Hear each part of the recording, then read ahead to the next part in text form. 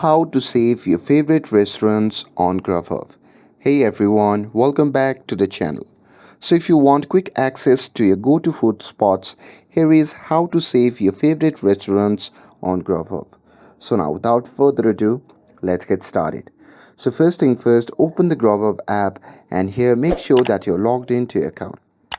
And now here, once you're inside the app, you can simply search for the restaurants that you want to save, or you can simply scroll through the list of the local spots.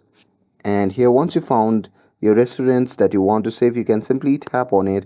And now here, once you are inside the restaurant page, you can just tap on the heart icon shown in the top right side of the screen. And now here, once you tap on it, it will be automatically added to your favorites.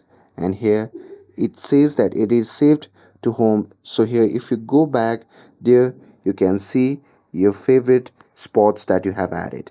And that's it. That's how you can save your favorite restaurants on Grubhub.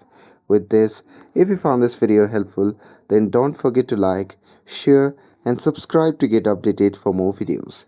Thanks for watching, and I'll see you in the next video.